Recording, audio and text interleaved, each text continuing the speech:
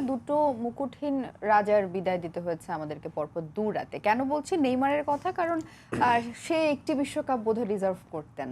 সবারই একটা এক্সপেকটেশন ছিল ফ্যান অ্যাঙ্গেল থেকে যদি আমি বলি, একই রকম ভাবে রোনালদোর জন্য। ক্রিস্টিয়ানো রোনালদো এমন একজন বিশ্ব তারকা ফুটবলের মঞ্চে, তাকে এভাবে বিদায় নিতে দেখাটা কিন্তু বেশ আপসেটিং আমাদের সবার জন্য।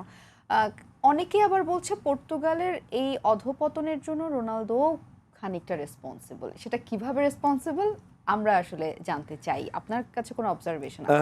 দেখেন, আমার কাছে মানে রোনালদো যে একবারে দায়ী যেভাবে আসলে ঢালাওভাবে আসলে বলা হচ্ছে, বা আমরা যখন ফার্স্ট ম্যাচ আমরা ডিআর কঙ্গোর সাথে ম্যাচ দেখেছিলাম, তারপরে কিন্তু রোনালদোকে নিয়ে অনেক নেতিবাচক আসলে কথা সোশ্যাল মিডিয়াতেই হোক বা বিভিন্ন আপনার নিউজ পেপারে হোক বিভিন্নভাবে কিন্তু আসছে। কিন্তু বেসিক্যালি আমরা যদি চিন্তা করি এটার জন্য কি আসলে ক্রিস্টিয়ানো রোনালদো দায়ী কি না, আমরা ক্রিস্টিয়ানো রোনালদোকেই এই ওয়ার্ল্ড কাপে নাম্বার 9 পজিশনে খেলানো হয়েছে, বাট ওর কাছে কি অ্যাভেলেবেল বল এসেছে কিনা সেটা কিন্তু ফ্যাক্ট। সে এইখানে দেখেন ব্রুনো ফার্নান্দেস ওয়ার্ল্ডে নাম্বার 10 পজিশনে না আসাটাও কিন্তু একটা ইন্টারনাল কনফ্লিক্টের মানে আশঙ্কা আমাদেরকে দেয়। না, ডেফিনেটলি আমি সেটাই বলছিলাম, যেমন ওদের টিমের ভিতরে কোনো সমন্বয়হীনতা ছিল না, যে টিমটা জিততে হবে বা ইন্ডিভিজুয়াল স্কিল শো করার একটা প্রবণতা আমরাও দেখেছি। অনেক সময় আছে যে একটা প্লেয়ার বেটার পজিশনে থাকলে তাকে পাস না দিয়ে ডিরেক্ট গোল পোস্টে শুট করা হচ্ছে।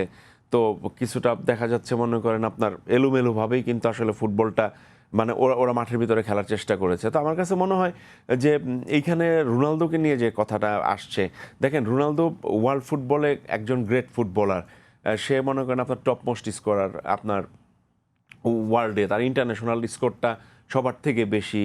আপনার মেন্স আপনার ফুটবলে যদি আমরা বলি ইন্টারন্যাশনাল ম্যাচ খেলার এক্সপিরিয়েন্স সব থেকে বেশি। আপনার ক্লাব লেভেলে হায়েস্ট গোল স্কোরার।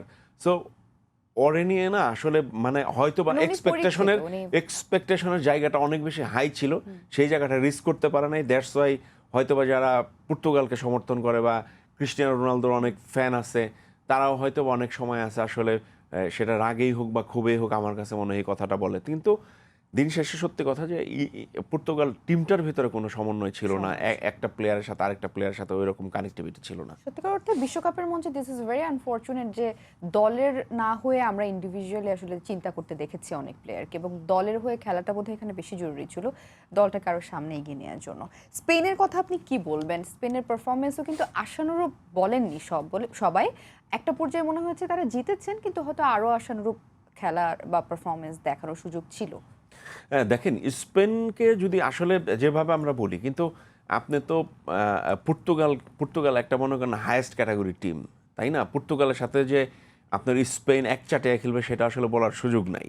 তো এইখানে ছোট টিম হলে সেটা একটা হয়তো একটা ব্যাপার ছিল। স্পেন আপনার অনেক চান্স ক্রিয়েট করেছে, তাদের স্বভাবসুলভভাবেই তারা খেলেছে, নিচের থেকে বিল্ড আপ টিকি টাকা ফুটবল যেরকম খেলতে অভ্যস্ত তারা সেটাই খেলেছে। আপনার পর্তুগালের বক্সেও কিন্তু অনেকবার তারা বল আপনার পাসিং ফুটবল খেলেছে ওই জায়গাটাতে। তারপরে কিন্তু ওইখানে বল উইন করে কিন্তু তারা কিন্তু আপনার শুটিং করেছে। তো লাকিলি মনে করেন আপনার এইখানে পর্তুগাল আসলে সত্যি কথা যে পর্তুগাল ওইখানে গোলকিপারটা বেশ ভালো পারফরমেন্স করেছে, দিয়েগো কোস্তা। সেই জায়গাতে আপনার স্পেনকে আনলাকি বলতে হবে, তারা আসলে মার্জিনটা আসলে বড় করতে পারে নাই। তো আমার কাছে মনে হয় যে স্পেন যে পারফরমেন্স করেছে পর্তুগালের সাথে, আমার কাছে মনে হয় যে ওয়েল।